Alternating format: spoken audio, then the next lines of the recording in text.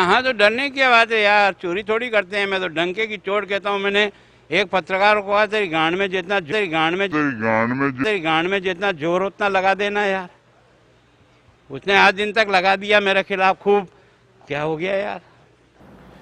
गालीबाज भाई साहब यानी गुलाब चंद कटारिया जी बेफिक्र रहें, मैं या कोई भी पत्रकार आपके सम्मान में कोई कमी नहीं आने देगा। जिस तरह से आप पत्रकारों से बात करते हुए अपना आपा खो के पूरी जनता के सामने कमर के नीचे पुष्ट भाग का महिमा मंडन करते हैं, ऐसी कोई भी अप्रिय भाषा का प्रयोग आपके लिए नहीं होगा। आपके लिए क्या, किसी के लिए भी नहीं किया जाएगा। आपके नाम के आगे जी भी लगा देंगे। लेकिन इसका मतलब यह नहीं है कि जो जिम्मेदारी आपको उदयपुर की जनता ने दी है और विधायक की कुर्सी पर बिठाया है और आपके पार्टी को शहर की सरकार चलाने की जिम्मेदारी दी है, पिछले 25 सालों से देते आए हैं, उसको लेकर आपसे या आपकी पार्टी की शहर की सरकार से सवाल नहीं करेंगे।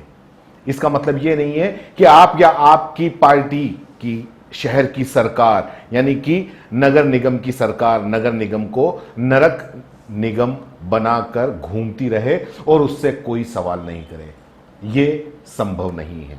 आप अपनी शैली में कह सकते हैं और राज्य में बाकी शहरों में भी जाकर कह सकते हैं कि मैंने उदयपुर के पत्रकारों को कह दिया कि उनकी गांड में जितना जोर हो लगा ले। कटारिया जी, आप शिक्षक भी रह चुके हैं और शिक्षा मंत्री भी रह चुके हैं। आपको इतना बता दूं, या आपको पता ही होगा कि जिस जगह की आपने बात की है जोर लगाने की, वहां तो सबके होता है जोर। अगर ना हो तो हाजमा खराब हो जाता है। पत्रकारों की सिर्फ कलम में जोर होता है और जिन पत्रकारों की कलम आपके चरणों के अंदर नतमस्तक है, उनको मत देखिए, उनका जोर देखिए जो आपके प्रभाव से जरा भी प्रभावित नहीं है। आप जिस पत्रकार की बात कर रहे थे, उन्होंने आपके लिए अपनी फेसबुक वॉल पर पूरा एक पोस्ट लिखा है। मैं सुना देता हूं आपको भी और जनता को भी कि उन्होंने क्या लिखा है। कल श्री गुलाब चंद कटारिया जी भाई साहब ने जिन पत्रकारों के लिए कहा था, जी हां कहा था, ये कहा था, उन पत्रकार नाम है, वरिष्ठ पत्रकार हैं, पत्रकारिता में मेरे गुरु भी रह चुके हैं, श्री उग्रसेन राव साहब। उनके लिए ही कहा था और सिर्फ इसलिए क्योंकि उन्होंने वो खबरें गुलाब चंद कटारिया के लिए छाप दी जो ये जमाने से छिपा रहे थे। और उग्रसेन राव साहब कभी भी समझौते की मुद्रा में नहीं आए, लाख कोशिशों के बावजूद भी। उन्होंने अपनी पत्रकारिता का धर्म पूरी निष्ठा के साथ में निभाया। उनका काम था सवाल उठाना, वो हमेशा उन्होंने उठाए। एक पत्रकार का काम होता है सत्ता और सत्ता में बैठे लोगों से सवाल करना। वो किसी की भी सरकार हो, कोई फर्क नहीं पड़ता। पत्रकार जो सही मानों में पत्रकार होता है, वो सरकार का पीआरओ नहीं होता है कि उसकी हां में हां मिलाए। उसका काम होता है सवाल करना और वही काम राव साहब ने किया और करते आ रहे हैं। कटारिया जी के महान शब्दों के बाद उन्होंने आज अपनी फेसबुक वॉल पर जो लिखा, वो मैं आपको सशब्द सुना रहा हूं। उन्होंने लिखा, कटारिया का झूठ। राजस्थान विधानसभा में प्रतिपक्ष के नेता और झीलों की नगरी उदयपुर के विधायक गुलाब चंद कटारिया ने शुक्रवार शाम नगर निगम बोर्ड की बैठक के बाद मीडिया ब्रीफिंग में जिस भाषा का उपयोग किया, वह तो उनके माता पिता, परिवार और राष्ट्रीय स्वयंसेवक संघ ने उन्हें प्राप्त संस्कारों को प्रकट करती है, किंतु यह झूठ अस्वीकार है कि वे चोरी नहीं करते।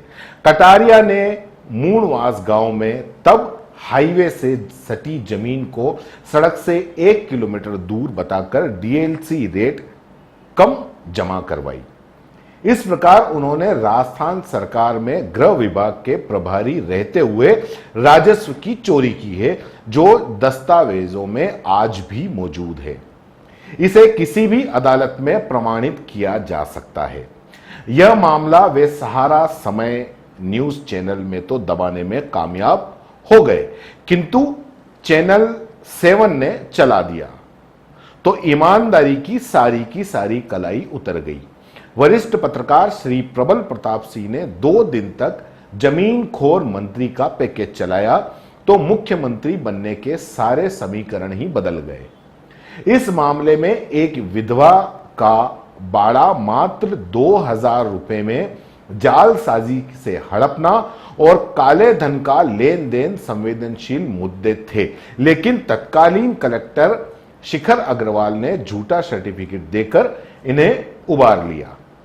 कटारिया ने राजस्थान आवासन मंडल से उदयपुर और जयपुर के बाद एक और मकान प्राप्त कर लेने के लिए उदयपुर की वीआईपी आवास योजना में आवेदन किया तथा इसके लिए दिए जाने वाले शपथ पत्र में भाषा में हेराफेरी की।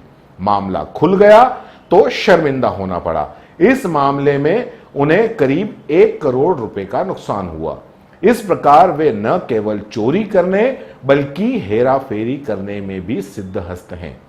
लेकिन भेद खुल जाने और अभिनेता धर्मेंद्र की तरह मकान बेचकर मुनाफा नहीं कमा पाने से अब तक व्यथित हैं।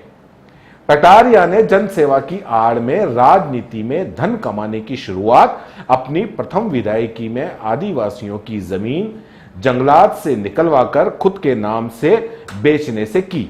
सारे कागजात स्वर्गीय भानु कुमार शास्त्री यानी कि भानु जी के पास थे, सरकार के पास आज भी हैं। इस प्रकार उदयपुर के विधायक आज भी जमीन से जुड़े हुए हैं और मूल्यों की राजनीति कर रहे हैं। कटारिया का खास दर्द उनकी ईमानदारी का मुखौटा उतर जाने का है।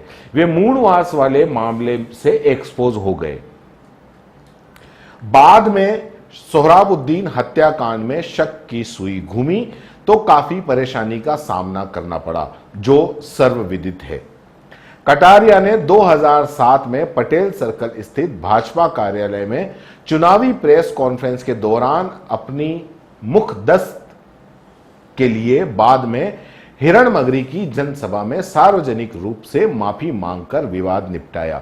लेकिन लगता है वह माफी भी झूठी ही थी, क्योंकि कड़े सवालों के घाव अभी तक भरे नहीं हैं। बाद में दिग्गज नेता गोपीनाथ मुंडे की प्रेस कॉन्फ्रेंस का बहिष्कार हुआ तो वे भी इनकी बदजबानी के लिए काफी लज्जित हुए और खेद व्यक्त करके लौटे थे। तब प्रातःकाल दैनिक ने लीड समाचार का शीर्षक दिया था, कटारिया को लगी मिर्ची। इस समाचार में घटनाक्रम का जिक्र करते हुए मेरा एनकाउंटर करवा देने की चुनौती भी दी थी। इसके पश्चात अंडरवर्ल्ड डॉन सोहराबुद्दीन के साथ जेल काटने वाले आजम के इंटरव्यू में पाटनी सेठ से 10 करोड़ रुपए लेने के दावे की सीबीआई जांच चली तो जनाब ने कलेक्ट्री के सामने धरना लगाया और वहां आम सभा में फिर गाली गलौज की। इस तरह ये मूलतः गालीबाज नेता हैं। चुनाव जब आते हैं तो खाने शराब में बांटते रहते हैं, पैसा ये बांटते रहे और मंच पर आकर शुचिता की बातें करना ढोंग ये ही करते रहे। कटारिया की परेशानी यह है कि उदयपुर का कोई पत्रकार उनसे दब क्यों नहीं रहा, उपकृत क्यों नहीं हो रहा, यह कसक उन्हें वर्षों से खाए जा रही है। आश्चर्य तो इस बात का है कि 77 वर्ष की उम्र में भी उन्हें यह समझ में नहीं आ रहा कि कुछ लोगों ने बिकने से इनकार कर दिया है, इसलिए यह व्यवस्था चल रही है। ज्यादा कहें ये जनजात दिगंबर है।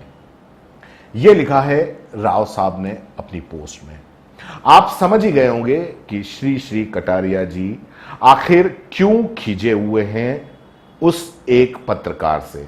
वो एक पत्रकार ने सारी उनकी कलाई खोल के रख दी अपने इस फेसबुक पोस्ट में।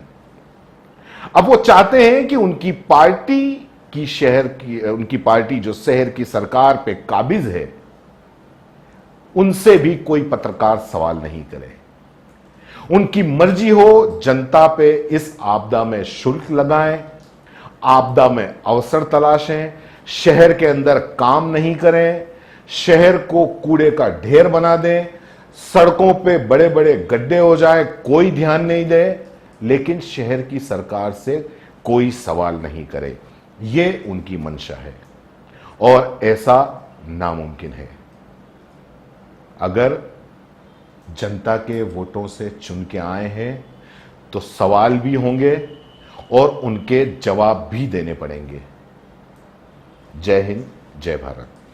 सीबीसी न्यूज राजस्थान की यह खबर आपको कैसी लगी, नीचे कमेंट करके जरूर बताएं। अगर आप YouTube पर देख रहे हैं तो सीबीसी न्यूज का चैनल सब्सक्राइब करिए, पास में दिख रहे बेल आइकन को भी दबाइए, ताकि जब भी हम आपके लिए कोई खबर, कोई जानकारी लेकर आए तो सबसे पहले आपके पास नोटिफिकेशन पहुंचे। अगर आप फेसबुक पर देख रहे हैं तो सीबीसी न्यूज का पेज लाइक करिए। अगर आप इंस्टाग्राम पर देख रहे हैं तो आप हमें फॉलो कर सकते हैं।